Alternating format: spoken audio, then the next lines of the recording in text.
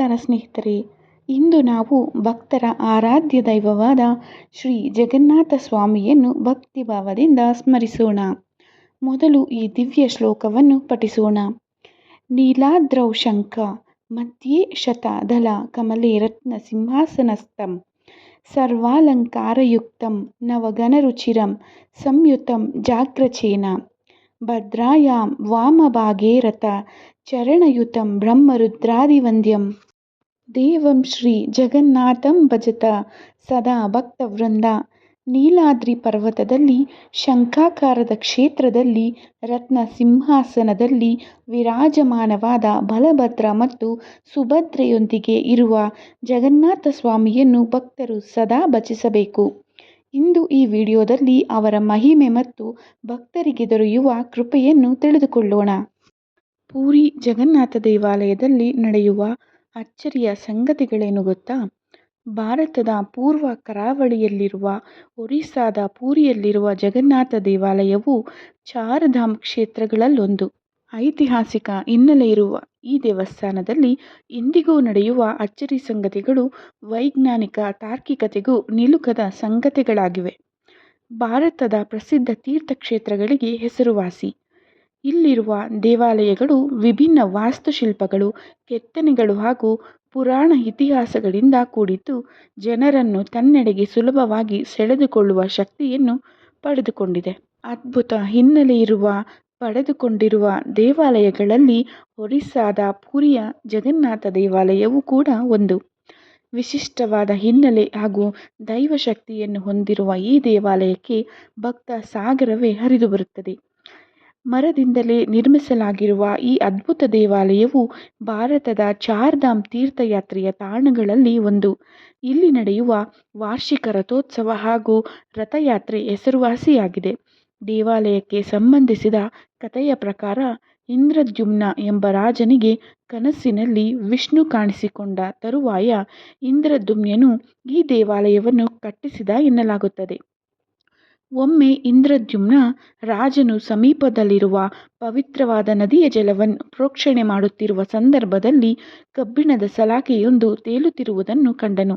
ಆ ಸಲಾಕೆಯು ತನ್ನ ಹೃದಯ ಅದು ಭೂಮಿಯ ಮೇಲೆ ಶಾಶ್ವತವಾಗಿ ಉಳಿಯುವಂತೆ ಮಾಡು ಎಂದು ವಿಷ್ಣು ಪಿಸು ಮಾತಿನಲ್ಲಿ ನುಡಿದಂತೆ ಭಾಸವಾಯಿತು. ನಂತರ ಜಗನ್ನಾಥ ದೇವರ ಬಳಿ ಓಡಿ ಹೋಗಿ ಎಚ್ಚರಿಕೆಯಿಂದ ಅದನ್ನು ಅಲ್ಲಿ ಇರಿಸಿದನು. ಅಂದಿನಿಂದ ರಾಜನು ಆ ಕಬ್ಬಿಣದ ಸಲಾಕೆಯನ್ನು ಯಾರಿಗೂ ಮುಟ್ಟಲು ಅವಕಾಶ ನೀಡಲಿಲ್ಲ. ಇನ್ನೊಂದು ಕಥೆಯ ಪ್ರಕಾರ ಪಾಂಡವರು ಮಹಾಭಾರತ ಯುದ್ಧ ನಂತರ ಯಮರಾಜನ ತೀರ್ಥಯಾತ್ರೆಯನ್ನು ಪ್ರಾರಂಭಿಸಿದರು. ಆಗ ಸಪ್ತಋಷಿಗಳು ಮೋಕ್ಷ ಪ್ರಾಪ್ತಿಯಾಗಬೇಕೆಂದರೆ ಮೊದಲು ಚಾರ್ಧಾಮ್ಗಳಿಗೆ ಭೇಟಿ ನೀಡಬೇಕು ಎಂದು ಸಲಹೆ ನೀಡಿದರು. ಆ ಸಂದರ್ಭದಲ್ಲಿ ಚಾರ್ ಧಾಮ್ಗಳಲ್ಲಿ ಒಂದಾದ ಪೂರಿಯ ಜಗನ್ನಾಥ ದೇವಾಲಯಕ್ಕೂ ಭೇಟಿ ನೀಡಿದರು ಎಂದು ಹೇಳಲಾಗುತ್ತದೆ. ಈ ಎಲ್ಲ ಸಂಗತಿಗಳ ಹೊರತಾಗಿಯೂ ಪೂರಿಯ ಜಗನ್ನಾಥ ದೇವಾಲಯವು ಯಾವುದೇ ವೈಜ್ಞಾನಿಕ ವಿವರಣೆಯ ತನಿಖೆಗೆ ಒಳಗಾಗದೆ ಇಂದಿಗೂ ಕೆಲವು ರಹಸ್ಯಗಳನ್ನು ಒಳಗೊಂಡಿದೆ. ಈ ರಹಸ್ಯಗಳು ಭಗವಾನ್ ಜಗನ್ನಾಥನ ಪವಾಡ ಎಂದು ಜನರು ಕೂಡ ನಂಬುತ್ತಾರೆ. ಈ ಪ್ರಸಿದ್ಧ ಕ್ಷೇತ್ರವನ್ನು ಒಮ್ಮೆ ನೋಡುವುದರ ಮೂಲಕ ಅಥವಾ ದೇವರ ದರ್ಶನವನ್ನು ಪಡೆಯುವುದರ ಮೂಲಕ ಮುಕ್ತಿಯನ್ನು ಪಡೆಯಬಹುದು. ಈ ಪವಿತ್ರ ದೇವಾಲಯದ ಮೇಲೆ ಪುರಾತನ ಕಾಲದಿಂದಲೂ ಇರುವ ಧ್ವಜವಿದೆ. ಈ ಧ್ವಜವು ಯಾವಾಗಲೂ ಗಾಳಿಯ ವಿರುದ್ಧ ದಿಕ್ಕಿಗೆ ಹಾರುತ್ತದೆ. ವೈಜ್ಞಾನಿಕ ಸಂಗತಿಗಳಿಗೆ ಸವಾಲನ್ನು ಒಡ್ಡುವ ಈ ಒಂದು ಸಂಗತಿಯು ವಿಜ್ಞಾನಕ್ಕೂ ಮಿಗಿಲಾದ ದೈವಶಕ್ತಿ ಇದೆ ಎನ್ನುವುದನ್ನು ತಿಳಿಸುತ್ತದೆ. ದೇವಸ್ಥಾನದಲ್ಲಿ ಇರುವ ಸುದರ್ಶನ ಚಕ್ರವು 20 ಅಡಿ ಎತ್ತರ ಮತ್ತು 1 ಟನ್ ತೂಕವನ್ನು ಹೊಂದಿದೆ. ಇದನ್ನು ದೇವಾಲಯದ ಮೇಲ್ಭಾಗದಲ್ಲಿ ಅಳವಡಿಸಲಾಗಿದೆ. ಈ ಚಕ್ರದ ವಿಶೇಷವೇನೆಂದರೆ ಪೂರಿ ನಗರದ ಯಾವುದೇ ಭಾಗದಲ್ಲಿ ನಿಂತು ನೋಡಿದರೂ ಚಕ್ರ ಕಾಣುವುದು. ಅಲ್ಲದೆ ಈ ಚಕ್ರವನ್ನು ನೀವು ಎಲ್ಲಿ ನಿಂತು ನೋಡಿದರೂ ಅದರ ಮುಖ ನಿಮ್ಮೆಡೆಗೆ ಇರುವಂತೆ ತೋರುವುದು. ವಿಶಿಷ್ಟ ರಚನೆ ಹಾಗೂ ಶಕ್ತಿಯನ್ನು ಹೊಂದಿರುವ ಈ ಸುದರ್ಶನ ಚಕ್ರದ ಮೇಲೆ ಯಾವುದೇ ಪಕ್ಷಿಗಳು, ಕೀಟಗಳು ಹಾಗೂ ವಿಮಾನಗಳು ಹಾರುವುದಿಲ್ಲ. ಅದು ಚಕ್ರದ ಒಂದು ದೈವಶಕ್ತಿಯ ಪ್ರಭಾವ ಎಂದು ಪರಿಗಣಿಸಲಾಗಿದೆ. ಈ ನಿಗೂಢ ವಿದ್ಯಮಾನಗಳಿಗೆ ಕಾರಣ ಏನು ಎನ್ನುವುದನ್ನು ಇದುವರೆಗೂ ಕಂಡುಹಿಡಿಯಲಾಗಿಲ್ಲ. ಈ ದೇವಾಲಯದ ಇನ್ನೊಂದು ವಿಶೇಷವೇನೆಂದರೆ ಇಲ್ಲಿ ನೆರಳು ಬೀಳದೇ ಇರುವುದು. ಈ ದೇವಾಲಯದ ಒಳಗೆ ಹಾಗೂ ಹೊರಗೆ ಯಾವುದೇ ಸಮಯದಲ್ಲಿ ನೆರಳು ಬೀಳುವುದಿಲ್ಲ. ಇದೊಂದು ಪ್ರಕೃತಿಯ ಪವಾಡ ಹಾಗೂ ದೈವಶಕ್ತಿ ಎನ್ನುವುದರಲ್ಲಿ ಯಾವುದೇ ಸಂದೇಹವಿಲ್ಲ. ಈ ದೇವಾಲಯದ ಮುಖ್ಯ ಪ್ರವೇಶ ದ್ವಾರದಲ್ಲಿ ಸಂಗೀತಗಳ ತರಂಗ ಕೇಳುವುದು. ಈ ದೇವಾಲಯದ ಒಳ ಪ್ರವೇಶಿಸಲು 4 ಪ್ರಮುಖ ದ್ವಾರಗಳಿವೆ. ಇದರ ಮುಖ್ಯ ದ್ವಾರಕ್ಕೆ ಸಿಂಹದ್ವಾರ ಎಂದು ಕರೆಯುತ್ತಾರೆ. ಇಲ್ಲಿಂದ ಒಳಗೆ ದೇವರ ದರ್ಶನಕ್ಕೆ ತೆರಳುವಾಗ ಶಬ್ದಗಳ ತರಂಗಗಳು ಅಥವಾ ಧ್ವನಿಯು ಕೇಳುತ್ತವೆ. ಅದೇ ದ್ವಾರದ ಮೂಲಕ ನೀವು ಹಿಂತಿರುಗಿ ಬರುವಾಗ ಕೇಳುವುದಿಲ್ಲ. ಅಂತೆಯೇ ದೇವಸ್ಥಾನದ ಒಳಗೆ ಹೋದ ನಂತರ ದೀರ್ಘ ಸಮಯಗಳ ಕಾಲವೂ ಈ ಶಬ್ದಗಳು ಕೇಳುವುದಿಲ್ಲ. ಪ್ರಪಂಚದ ಯಾವುದೇ ಸಮುದ್ರ ಪ್ರದೇಶಗಳಿಗೆ ಹೋದರೆ ಸಾಮಾನ್ಯವಾಗಿ ಹಗಲಿನ ವೇಳೆಯಲ್ಲಿ ಗಾಳಿಗಳು ಸಮುದ್ರದಿಂದ ಭೂಮಿಯೆಡೆಗೆ ಬೀಸುತ್ತವೆ. ಅಂತೆಯೇ ಸಂಜೆಯ ಹೊತ್ತಾದಂತೆ ಭೂಮಿಯಿಂದ ಸಮುದ್ರದ ಕಡೆಗೆ ಗಾಳಿ ಬೀಸುವುದು. ಆದರೆ ಈ ಪ್ರಕೃತಿ ನಿಯಮಗಳು ಪೂರಿ ಜಗನ್ನಾಥ ದೇವಾಲಯದ ಬಳಿ ಇರುವ ಸಮುದ್ರದಲ್ಲಿ ತದ್ವಿರುದ್ಧವಾದ ನಿಯಮದಲ್ಲಿ ಉಂಟಾಗುವುದು. 1800 ವರ್ಷಗಳ ಹಳೆಯ ಆಚರಣೆ.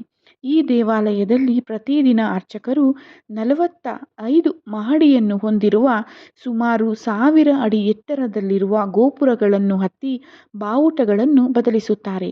ಈ ಆಚರಣೆಯು 1800 ವರ್ಷಗಳಿಂದಲೂ ನಡೆದುಕೊಂಡು ಬರುತ್ತಿದೆ. ಈ ಆಚರಣೆಯು ಅನಿರೀಕ್ಷಿತವಾಗಿ ತಪ್ಪಿದರೆ ಮುಂದಿನ 18 ವರ್ಷಗಳ ಕಾಲ ದೇವಾಲಯವನ್ನು ಮುಚ್ಚಲ್ಪಡುತ್ತದೆ ಎಂದು ಹೇಳಲಾಗುವುದು. ಈ ದೇವಸ್ಥಾನದಲ್ಲಿ ಯಾವುದೇ ವಸ್ತುಗಳು ವ್ಯರ್ಥವಾಗುವುದಿಲ್ಲ. ದಿನಗಳಿಗೆ ಅನುಗುಣವಾಗಿ 2000ರಿಂದ 20,000ದವರೆಗೂ ಭಕ್ತರು ದೇವಾಲಯಕ್ಕೆ ಆಗಮಿಸುತ್ತಾರೆ. ಆದರೆ ದೇವಾಲಯದಲ್ಲಿ ಬೇಯಿಸುವ ಪ್ರಸಾದದ ಪ್ರಮಾಣವು ವರ್ಷದುದ್ದಕ್ಕೂ ಒಂದೇ ಆಗಿರುತ್ತದೆ. ಆದರೂ ಎಂದಿಗೂ ಪ್ರಸಾದ ಹೆಚ್ಚಾಗುವುದು, ಕಡಿಮೆಯಾಗುವುದು ಅಥವಾ ವ್ಯರ್ಥವಾಗುವ ಸನ್ನಿವೇಶಗಳು ಸಂಭವಿಸಿಲ್ಲ. ಉರುವಲು ಬಳಸಿಯೇ ವಿಶೇಷ ಸವಿಯ ಪ್ರಸಾದವನ್ನು ಇಲ್ಲಿ ತಯಾರಿಸಲಾಗುತ್ತದೆ. ಇಲ್ಲಿ ಮಾಡುವ ಅಡುಗೆ ಅಥವಾ ಪ್ರಸಾದಕ್ಕೆ ಮಣ್ಣಿನ ಮಡಿಕೆಯನ್ನೇ ಬಳಸಲಾಗುವುದು. ಪ್ರಸಾದ ತಯಾರಿಕೆಗೆ 7 ಮಡಿಕೆಯನ್ನು ಬಳಸುತ್ತಾರೆ. ಆ ಮಡಿಕೆಗಳನ್ನು ಒಂದರ ಮೇಲೊಂದರಂತೆ ಜೋಡಿಸಿ ತಯಾರಿಸಿರುತ್ತಾರೆ. ತುತ್ತ ತುದಿಯಲ್ಲಿ ಇರುವ ಮಡಿಕೆಯ ಪ್ರಸಾದವು ಮೊದಲು ಬೇಯುತ್ತದೆ. ನಂತರ ಅದರ ಕೆಳಗಿರುವ ಮಡಿಕೆ, ಹೀಗೆ ಮೇಲಿನಿಂದ ಕೆಳಭಾಗದವರೆಗೂ ಒಂದಾದ ನಂತರ ಒಂದರಂತೆ ಬೇಯುವುದು. ಭಾರತದ ಪೂರ್ವ ಕರಾವಳಿ ತೀರದಲ್ಲಿರುವ ಈ ದೇವಾಲಯದ ಇನ್ನೊಂದು ವಿಶೇಷತೆ ಏನೆಂದರೆ ಈ ದೇವಸ್ಥಾನದ ವಿಗ್ರಹವನ್ನು 12-18 ವರ್ಷಗಳಿಗೊಮ್ಮೆ ಬದಲಿಸುತ್ತಾರೆ. ಇಲ್ಲಿ 8 ವರ್ಷಗಳಿಗೊಮ್ಮೆ ಉತ್ಸವ ಜರುಗುತ್ತದೆ. ಕೃಷ್ಣ, ಸುಭದ್ರ ಹಾಗೂ ಬಲರಾಮನ ವಿಗ್ರಹಗಳನ್ನು ಬೇರೆ ಬೇರೆ ರಥದಲ್ಲಿ ಇರಿಸಿ ಮೆರವಣಿಗೆಯನ್ನು ಮಾಡುತ್ತಾರೆ. ಇಂತಹ ವಿಸ್ಮಯಗಳಿರುವ ದೇವಸ್ಥಾನಕ್ಕೆ ನೀವೊಮ್ಮೆ ತೆರಳಲೇಬೇಕು. ಸ್ನೇಹಿತರೆ, ಶ್ರೀ ಜಗನ್ನಾಥನ ಸ್ಮರಣೆ ನಮ್ಮ ಜೀವನದಲ್ಲಿ ಶಾಂತಿ ಮತ್ತು ಭಕ್ತಿಯನ್ನು ತುಂಬಲಿ. ಕೊನೆಯದಾಗಿ ಈ ಪವಿತ್ರ ನಾಮಸ್ಮರಣೆ ಮಾಡಿ ವಿಡಿಯೋವನ್ನು ಮುಗಿಸೋಣ. ಜಗನ್ನಾಥಾಯ ವಿದ್ಮಹೇ ಬಲಭದ್ರಾಯ ಧೀಮಹಿ ತನ್ನೋ ವಿಷ್ಣು ಪ್ರಚೋದಯಾತ್. ಈ ವಿಡಿಯೋ ನಿಮಗೆ ಇಷ್ಟವಾಗಿದ್ದಲ್ಲಿ ಲೈಕ್ ಮಾಡಿ, ಶೇರ್ ಮಾಡಿ ಮತ್ತು ಚಾನೆಲ್ ಸಬ್ಸ್ಕ್ರೈಬ್ ಮಾಡಿ. ಮುಂದಿನ ವಿಡಿಯೋದಲ್ಲಿ ಮತ್ತೊಂದು ದಿವ್ಯ ವಿಷಯದೊಂದಿಗೆ ಭೇಟಿಯಾಗೋಣ. ಪೂರಿ ಜಗನ್ನಾಥ್ ಕಿ ಜೈ. ಧನ್ಯವಾದಗಳು.